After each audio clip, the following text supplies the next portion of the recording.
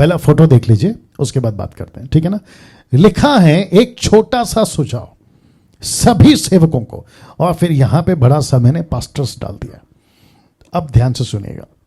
आज किसी से मैं बात कर रहा था, नाम नहीं बताऊंगा, उनसे बात करते वक्त में ये जो क्या कहते हैं कॉन्सेप्ट मुझे मिला, मैंने सोचा कि मैं आप सभी पास्टरों को बताऊं। तो ये सिर्फ और सिर्फ पास्टर्स के लिए है, सेवकों के लिए। किसी भी दुनिया के कोने से आप अगर हिंदी भाषा समझते हैं, या आपके लिए, ध्यान से सुनिएगा।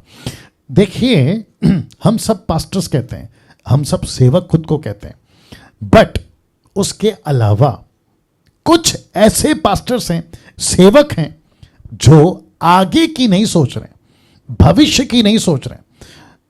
जैसे अभी पेंडेमिक आ गया, कोरोना वायरस, जिसके चलते बहुत सारे पास्टरों में से मुझे कॉल्स आने शुरू हो गए अभी, खास करके कुछ एक महीने के अंदर।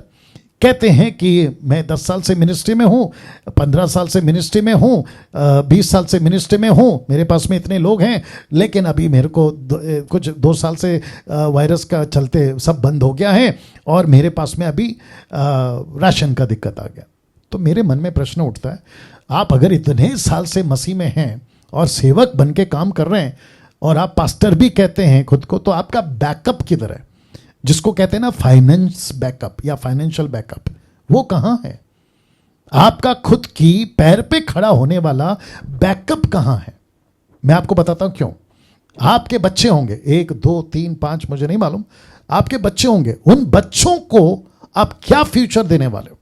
अच्छा, अब इसके अलावा जो अधूरे ज्ञान के लोग हैं, आप लोग कह सकते हैं, अलग से वीडियो एडिट करके आप लोग बना सकते हैं कि प्रभु की सेवकाई के लिए निकले हैं तो प्रभु देख लेगा। ऑफ कोर्स प्रभु देख लेगा, लेकिन प्रभु ने बुद्धि भी दिया है, प्रभु ने बुद्धि भी दिया है ना।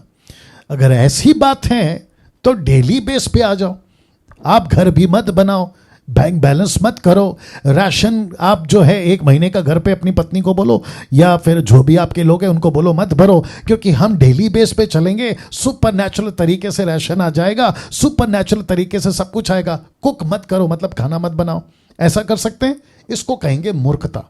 तो समझदारी क्या है? जैसे आप कल का सोचते हो ना, राशन का सोचते हो, बना जमा करके रखेंगे, आप खाना बना के रखते हो कि रात को खाना खाएंगे, वैसे ही आपको आपका फ्यूचर का बैकअप रखना है। अब उसके चलते मैं आपको बताता हूं, इसलिए लिखा है सुझाव। ये सुझाव ये है, या बहुत ध्यान से सुनना। आज दूध का पैकेट, शायद अगर मैं गलत नहीं हूं, 50 या 55 या 60 रुपए लीटर है दूध का पैकेट।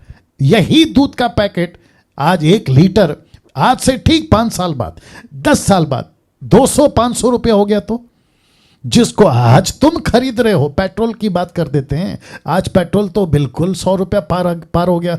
जब आपके बच्चों तक पहुंचेगा तब पेट्रोल 1000 रुपये लीटर होगा, तब क्या करोगे? तो क्या वो बैकअप है? आपके भलाई के लिए बोल रहा हूं पास्टर जी, आप लोगों के भलाई के लिए बोल रहा हूं, इसलिए लिखा है सुझाव, आपकी मर्जी है बाद में। क्या ऐसा बैकअप है?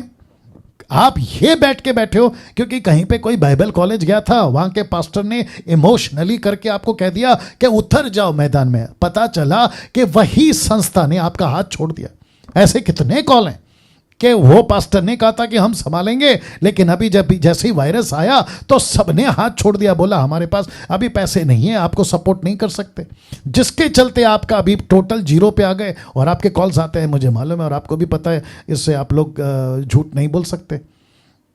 तो भावुक होकर सेवा करने किसने कहा है? रोमियो 10:2 कहता है कि परमेश्वर के लिए धुन है, लेकिन अक्लमानी या बुद्धिमानी के साथ नहीं। मैं वापस कहता हूं, मिनिस्ट्री करना है ना, करो, सेवा करना है, करो, गांव में, शहर में, कहीं पे भी, छोटी बड़ी, लेकिन बैकअप का क्या किया आपने? यहां से 5 साल बाद, 10 साल बाद बच्चे बड़े हो जाएंगे, लड़की है तो उसकी शादी कराना, लड़का है तो उसकी शादी कराना, आपका फ्यूचर है, आपकी पत्नी, बैकअप कहां है? आज मुझे बुरा भी लग रहा है, आपको भी नहीं अच्छा लगेगा, मजबूरी है इसलिए बोल रहा हूं। आज परिस्थिति यह है कि पास्टर्स कॉल करके कहते हैं बच्चे 3 हैं, हमारे घर पे पति पत्नी है, इलेक्ट्रिक बिल का पैसा नहीं भरा, रेंट का पैसा नहीं दिया, और राशन टोटल खत्म। अब आप सोच के देखिए, 2000 रुपए का अगर आप राशन का बैकअप नहीं है, आगे कैसे मसीह जीवन, आपका जो परिवार है उसको चलाओगे आप? तो बेस्ट सुझाव ये है, नौकरी ढूंढो, बिजनेस करो, कुछ ना कुछ खेती बाड़ी या कुछ भी, और प्रभु के पास बैठो। प्रभु अगर फुल टाइम के लिए बुलाया, नौकरी सब छोड़ के, तो मुझे ऐसी हालत में क्यों रखा है? या अभी कुछ लोगों को तकलीफ होगी, लेकिन कुछ नहीं कर सकते, कुछ नहीं कर सकते, इसलिए लिखा है सुझाव। मैं फिर कहता हूं, बैठो प्रभु के पास। प्रभु अगर फुल टाइम के लिए बुलाया था गांव में इधर उधर, तो ये हालत क्यों? मैं इतना कमजोर और आर्थिक टोटल हिल गया। क्या मतलब है मिनिस्ट्री का? क्या दूसरों को यही बताओगे? और कब तक चंदे पे, दान और दशमांश पे आप अपना घर चलाओगे? कैसे लगता है आपको? अगर कोई देगा तब आपके पास आएगा। ये नौबत क्यों? आपका हाथ पैर सलामत है, आपके पास में कुछ कला है, आपको कुछ आता है, उसको यूज करो, नौकरी करो, 4 पैसे जमा करो, अपना बैकअप मजबूत करो, फिर डंके की चोट पे सेवा करो। ये है ना तरीका। और पौलुस तो यही करता था। सो ट्राई टू अंडरस्टैंड, दिमाग लगाओ, टोटल कोलैप्स मत हो जाओ, टोटल गिर मत जाओ। तो पास्टरों के लिए, सेवकों के लिए ये सुझाव है। वापस कहता हूं, ये सुझाव है, बाकी आपकी मर्जी, बाकी आपकी मर्जी। तो